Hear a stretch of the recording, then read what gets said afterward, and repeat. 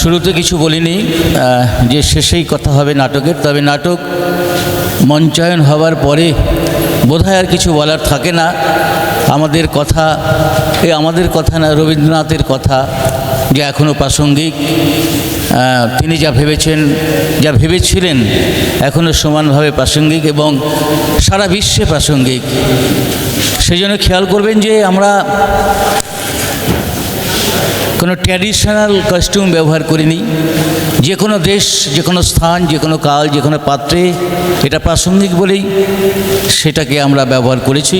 এই নাটক নির্মাণ করেছেন দেবাশিস দত্ত, আর প্রযোজনা বিশ্বায়ন একটি নাট্য সংস্থা। আমরা কৃতজ্ঞ অরণি নাট্য সংস্থার কাছে যে এই সুকান্ত মঞ্চে আমাদের এই নাটক মঞ্চায়নের সুযোগ করে দেওয়ার জন্য। আর আমরা কৃতজ্ঞ দর্শক সাধারণের কাছে যারা এই নাটক দেখলেন এবং নাট্যশিল্পকে বাঁচিয়ে রাখবার জন্য নিজেদের বহু মূল্যবান সময় প্রায় নষ্ট করে এখানে এসেছেন আমাদেরকে আনন্দ দিতে, এবং আমরা যেন আরও আগামীকাল বেশি দর্শক দেখতে পাই এই প্রত্যাশা রাখলাম। পরিচয় পর্ব করি। আমি তাপস বন্দ্যোপাধ্যায়। এখানে অফ স্টেজে অনেকে কাজ করছেন, তাদের পরিচয়টা পরে দেব, পরপর বলে যাচ্ছেন নাম। গদাধর রায়, সুবীর ঠাকুর, ছোটন দাস, টুম্পা ঠাকুর,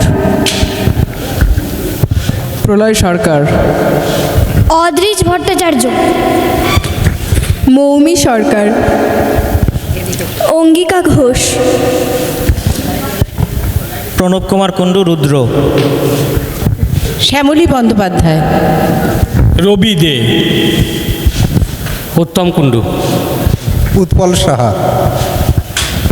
অচিন্ত ভট্টাচার্য, তাপস দাস, কিঙ্কর কুণ্ডু, কমল বসাক।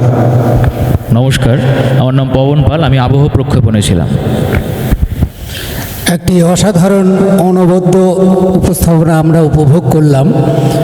সত্যি আমরা অরণি নাট্য সংস্থার পক্ষ থেকে বিশাল একটি নাট্য সংস্থার এই প্রযোজনার জন্য আমরা কৃতজ্ঞ।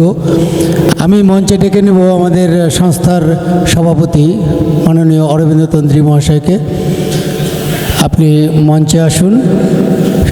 সেই সঙ্গে আমরা আমাদের সংস্থার তরফ থেকে একটি স্মারক স্মৃতি এবং উত্তরীয় দিয়ে আমরা বিশাল একটি নাট্য সংস্থার যিনি কর্ণধার তাকে সংবর্ধনা জানাবো।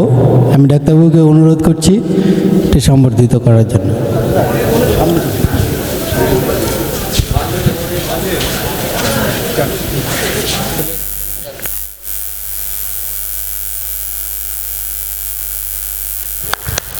একটা জোরে কলতালি দিয়ে আমরা এই আনন্দঘন মুহূর্তটাকে স্মৃতি ধরে রাখব।